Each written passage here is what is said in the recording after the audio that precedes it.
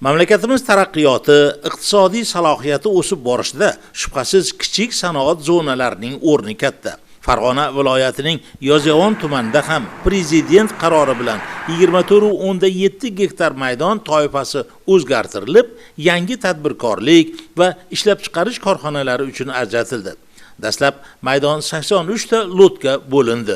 Auksionga chiqarilgan 83 ta lotlarimizni 100% hammasi tadbirkorlarimiz orqali sotib olingan va ushbu lotlarda hammasida hozir qurilish ishlari boshlangan.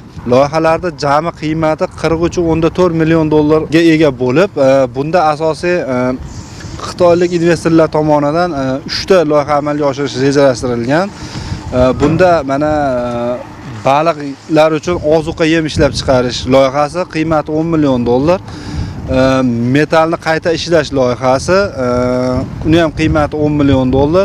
Keyin yana elektr kabellarni ishlab chiqarish loyihasi bor.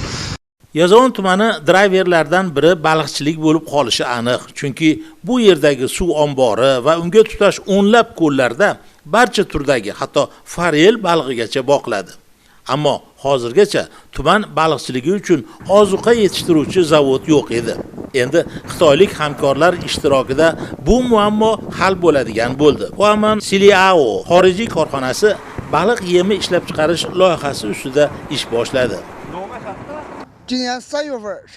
Bu yerga quriladigan zavod baliq uchun ozuqa granulalarini ishlab chiqaradi. Makka, bug'doy, mosh, loviya va maxsus qo'shilma aralashmasidan bo'lgan omuqda yem baliqning tez semirishini ta'minlaydi.